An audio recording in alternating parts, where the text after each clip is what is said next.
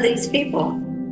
So I was reminded of this yesterday. So fortunately, I had nothing that I wanted to report on. And then shout out to DJ Joe Nice. I believe it was him who, friend of the show, who reminded me of this. So I said, yep, it's been a year already. So I'm sure most of you know about this story that we reported on last year and within independent media. But for those of you who don't, last year, this Air Force officer, Aaron Bushnell, 25 years old, self-immolated himself in front of the Israeli embassy in DC in what we call, a lot of people call it extreme sacrifice pertaining to the Palestinian genocide.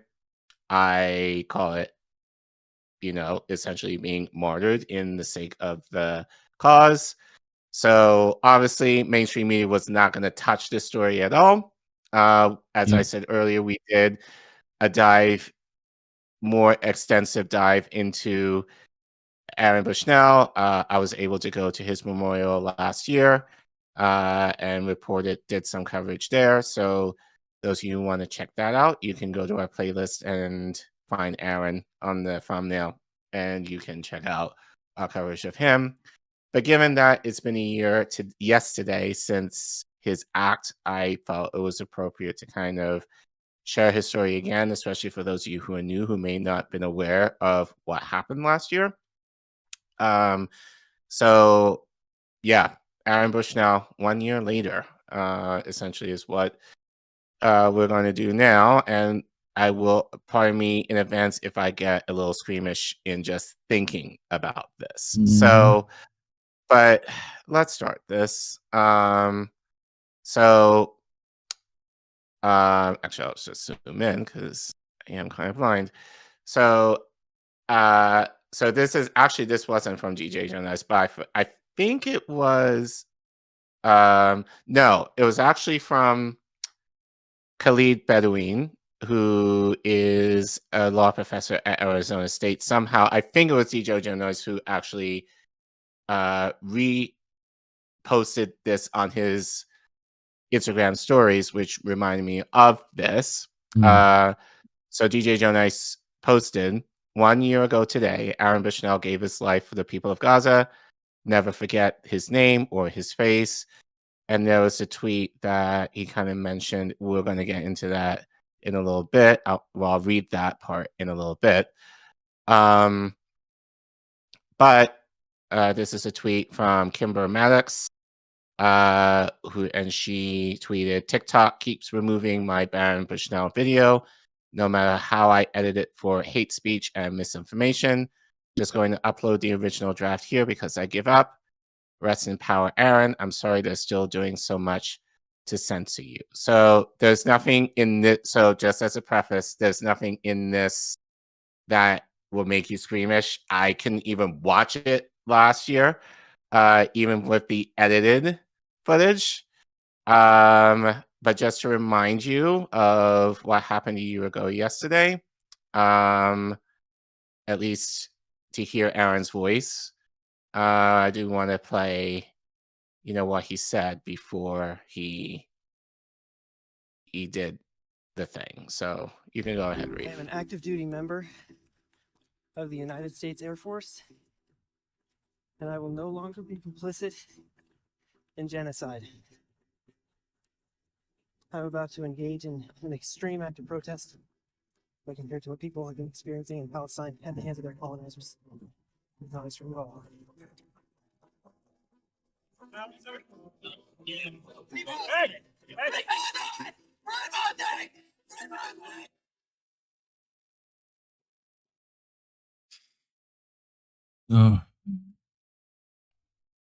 Yeah, just even hearing him, it gives me chills. So yeah, that was just a recap of what he did last year in the name of the liberation of Palestine.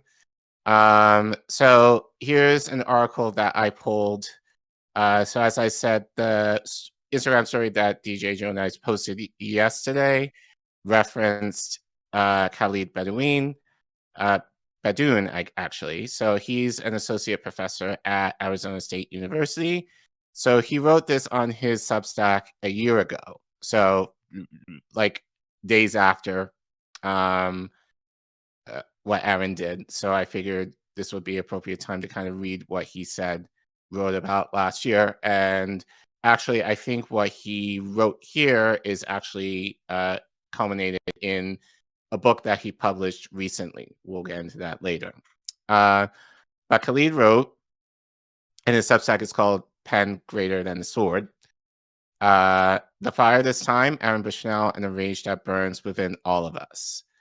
Free Palestine were his final words.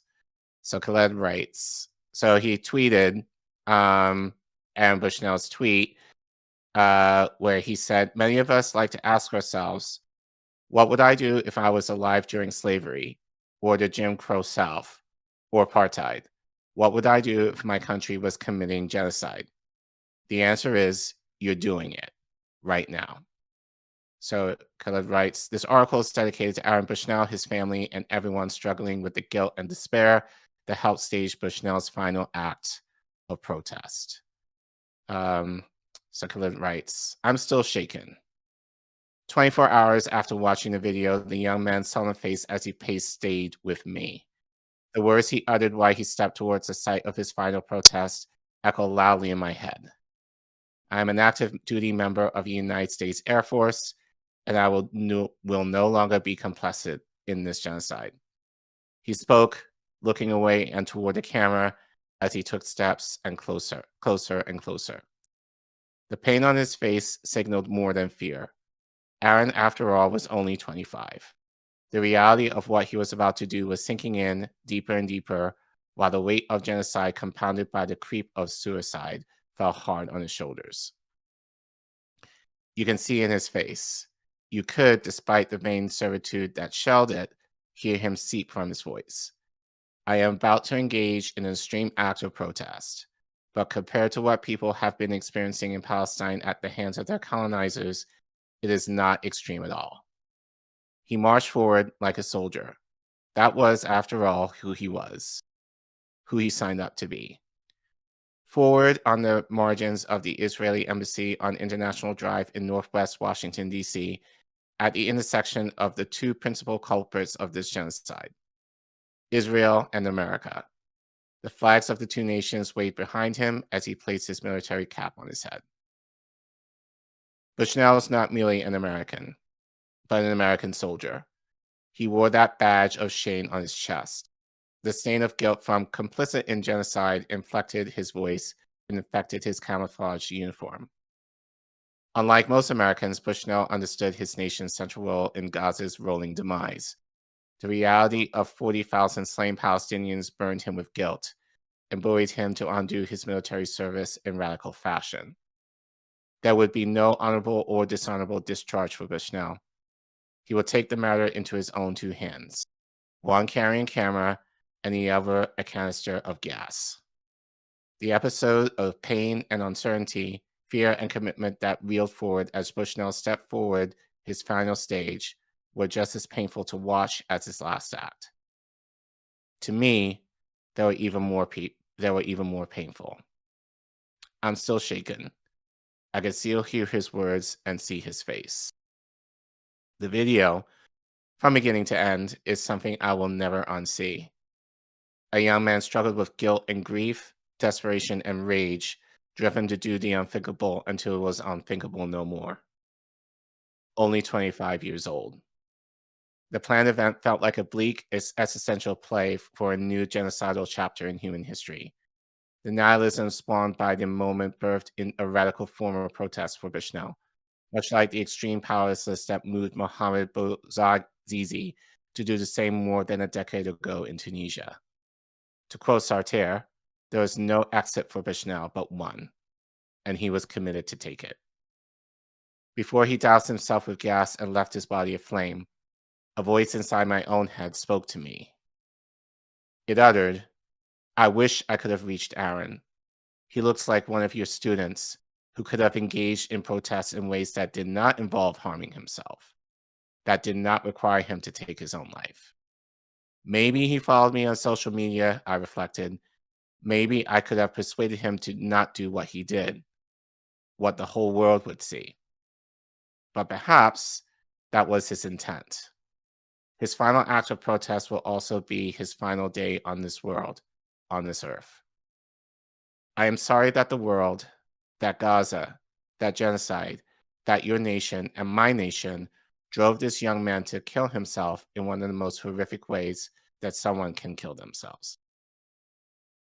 But it was not suicide in its traditional form, an act committed in the shadows of silence, darkness, and isolation, conducted in service of others, of oneself.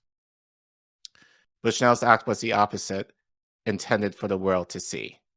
His suicide was intimately wed to genocide, performed before the world's collective eyes for the sake of others, for the sake of Palestinians in Gaza, desperately moving to shake everyone towards action that could not match the courage of his radical act. Bushnell then lit his body ablaze, and the flames spread across his arms and legs, torso and head, eating the skin from the face we just saw minutes ago, a face that will forever be part of this moment in world history, salient to the genocide while never stepping foot in Gaza. The flames slowly ravaged his young body and burned the very life from inside of it. He would never be the same. We will never be the same. We were undone forever. For what we saw on February 25th in front of the Israeli embassy, and from what we and he saw from October 8th, 2023 through this very day, until his final day. The lines between sanity and insanity blurred dangerously for all of us. The lines between reality and absurdity had never been so tenuous, both dissolved and dissolving by the constant wheel of death that invades our timelines and affects our brains, which are designed to absorb the uncut evil on unrestrained genocide. Bushnell was no cautionary tale, and his final act was not deviant or apparent in substance. He represented something within all of us gripped by the weight of this genocide, confined by the banality of his charge. He represented the struggle of a scale of visual slaughter that has changed us forever, and the severity of a truth that no degree of Palestinian death will stop the marching orders of evil. I will remember Bushnell as an everyman, not an exception, a real human being instead of an inhuman spectacle, who shouted the very two words that we all utter on our chosen stages of protest: Free Palestine. Bushnell's stage was different, and that familiar phrase, his final words. The rage and pain that burns within all of us burned outside of him, eating him alive until he was no more. Until he was no longer a man, but a symbol. A symbol that will stand vividly in our minds and loudly in our hearts. So yesterday, fun fact, I actually commute most days passes the Israeli embassy on the way home or to work. Just give you an idea of where in DC I kind of reside somewhat. Yeah. Didn't think of it until after the fact, but I saw some of you in the chat say there were vigils around this time. There were vigils there yesterday at the Israeli embassy in memory of Aaron. So Breakthrough News was we're happening to get some footage. So we're gonna play a little bit of, the vigil.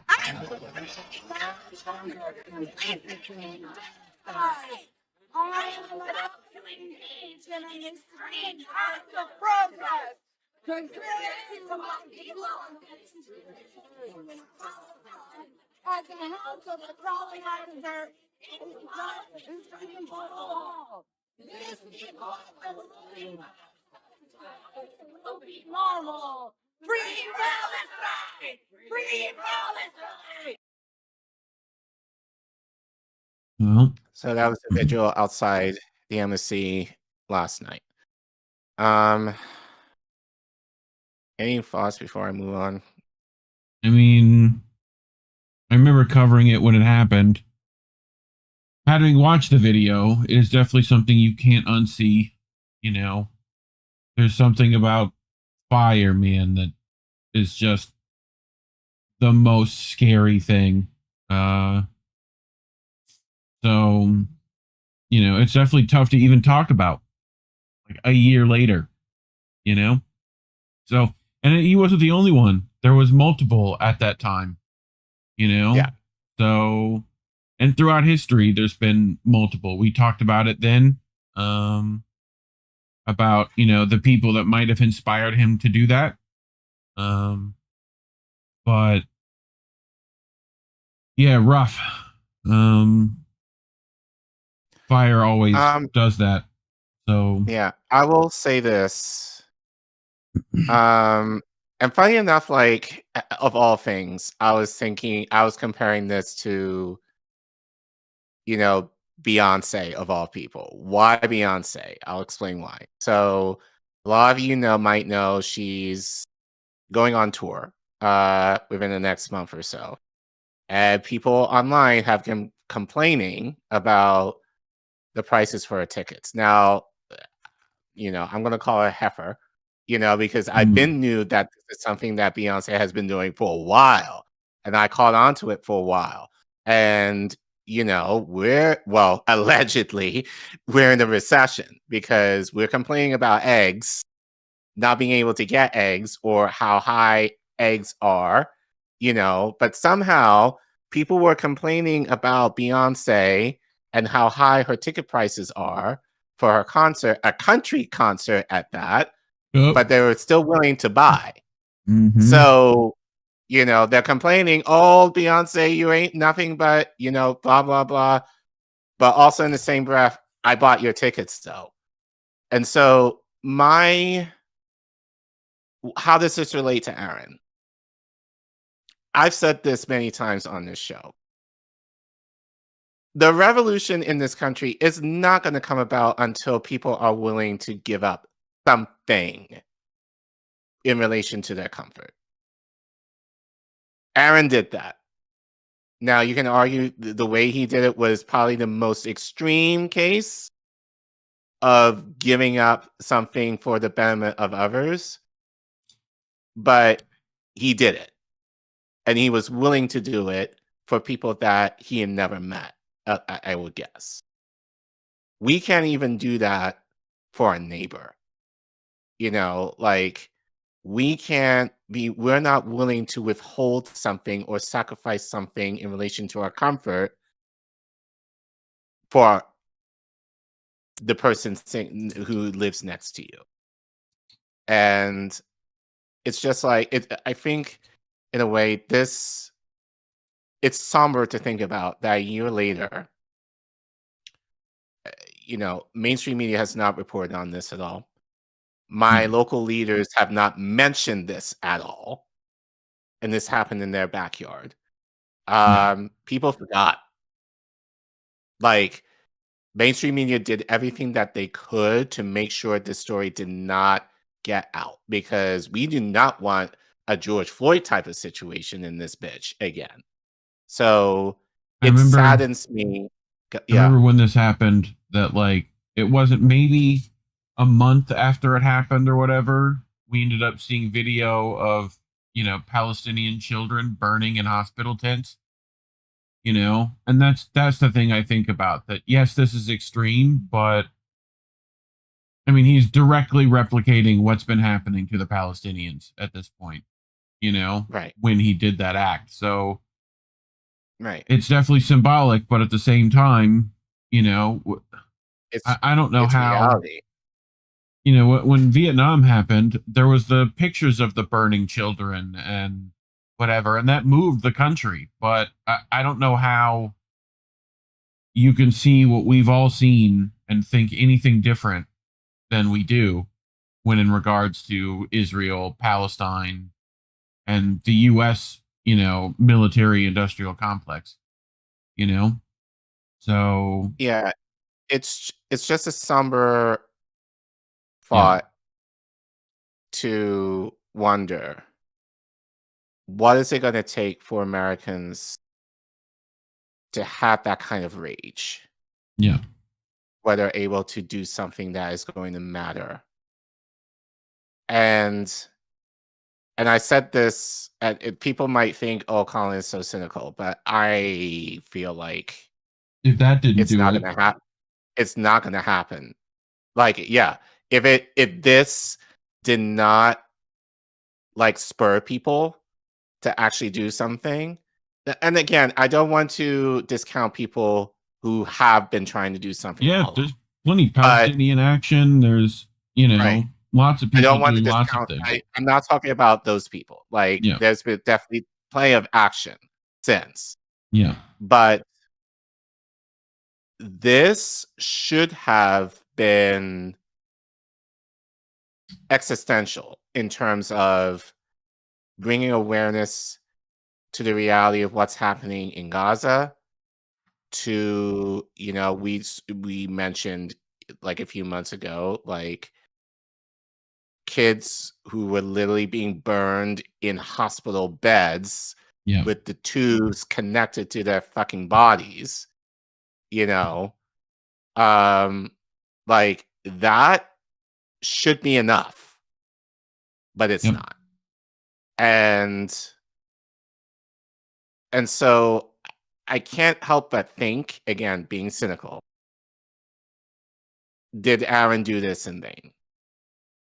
I want to say no, because we're talking about this right now and we're making sure that our audience is reminded, especially for many of you who might be new, that this event happened and it happened recently and people should care, because here is this airman who had a lot more life to live, who was willing to give up his life in the most extreme sense to bring awareness to a people group, as I said, who he had never met, but empathized with the genocide that they're going through, to commit, I will call it an act of his final act of service, to bring awareness to, I would argue, a sleeping. And I'm being nice in saying sleeping, Yeah. because the implication is people are going to wake up. I think we're basically dead. Mm-hmm. Like, Aaron, I think in a lot of ways was more alive, even now in death, than most of us are living in this country. We don't care. We don't care about each other. We don't even fucking care about ourselves, more or less. What's going on next door to us, what's going on with other people.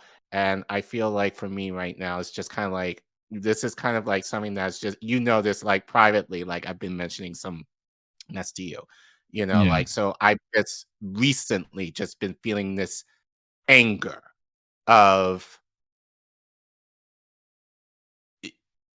we don't give a shit about Yeah. anybody in this country, much less I think people are around the so world. forced to focus on their own survival, it's pretty Right. difficult. So, which is by design, so Yeah. I It's try just, not to blame the people too much. Even though there's plenty of people who are, willingly duped by that same system, but those people absolutely blame. But just the average individual who really knows that most of these people know nothing, and then you can walk it. It's like the look on their face when you walk them down what you've seen. It's like they're appalled that they didn't know, So, but yeah, it's definitely a stark reminder that things still need to be done. So, but yeah. you brought this. Going off of that, shout out to Hotspot Yep. and shout out to Nick. He talked about Aaron yesterday when he published this. I think he basically kind of shared similar sentiments as I just shared. So let's see what he has to say.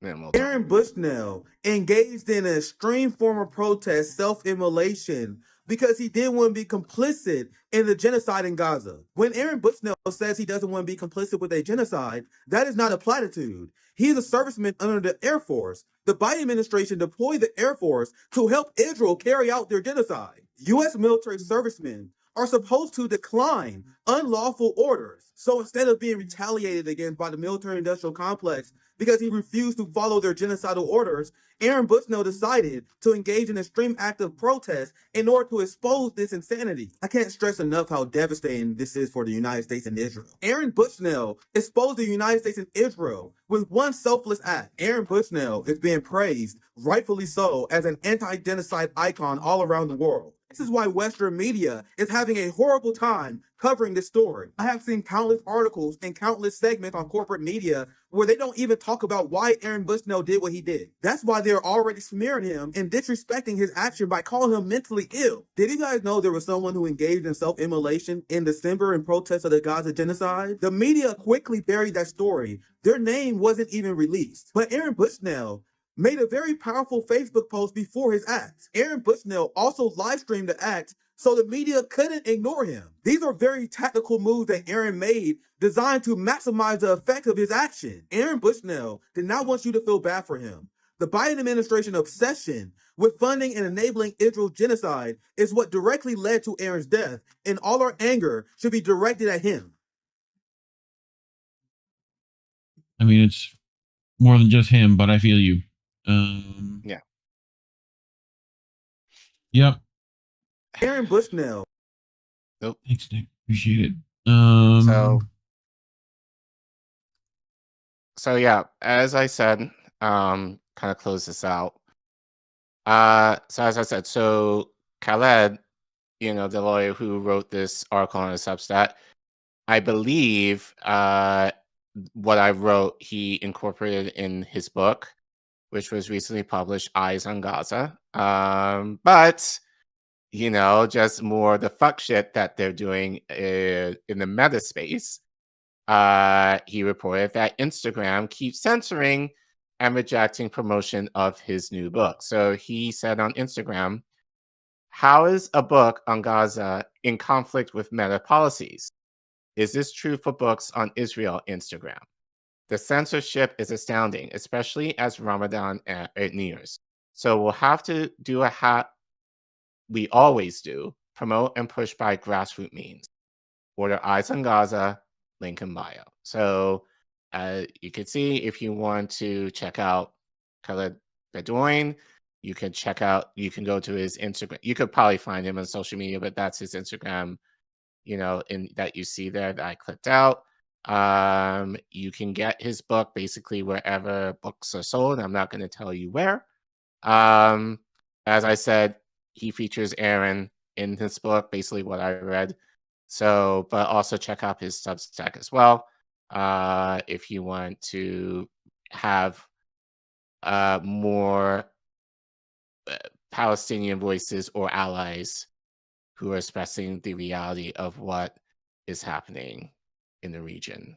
So, and you always have links in the description to people to go click and find stuff. So yeah, his Substack is for that article in of itself is in the description for those of you who want to check it out. Yeah. And then, as I said, you can find him on social media. And like I said, his book is available. So if you want to get it, go get it. Oh, well, yeah, that story's rough, man. Still is. Yeah. So, yeah. I mean, so rest in power, Aaron. We'll never forget you, even though 99% of people will. And just want to ensure that your sacrifice, at least to us and to the audience who is listening to this, or whoever listens to this, is not in vain. And we will remember you in light of your service. And that's why we're demonetized. So, so if you would like to help us financially, so we're able to talk about stories that mainstream media or even certain independent media outlets will not touch, you can scan the QR code that you see on your screen, or go to the Ko-fi link that you see at the bottom of the screen there Or if you're in YouTube and happen to be in the chat, you can type in !donate, and you can go, and the link, Ko-fi link will pop up, and you can give right there in that link. Money, please. So as we say, like any amount helps us, keeps the lights on here.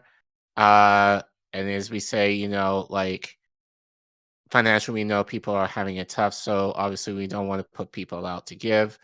So if you want to support us in other ways, the best way is the free way is don't forget to like and subscribe. And please share our content to help fight suppression that YouTube puts us in the bowels of hell for, and make sure to leave a comment. We do read them, by the way. Mhm. So anything that you read, and right now it's not many comments, so we do read them. But let us know what you think about this story. Like, how do you feel about the action that Aaron did 1 year later? Do you think that people have moved in a way that could promote the liberation of Palestine in light of his act? And how are you inspired, or how does this motivate you to kind of continue? Obviously, we're not promoting what he did at all, but how's his action, if any, affected you? We definitely are interested to hear. As we said, it gives us not the creeps. Hey, Sean, Sean. money back, Sean. Best investment Thank is you. always independent media. Appreciate you, Sean. Be more like Sean. We agree. Do the stuff. Thank you, Sean. Um, So, and help us get to free K so that we're able to continue to grow. We have been growing slowly, so we're hoping to get to free K hopefully by the end of the year, if not before. And thank you guys for watching.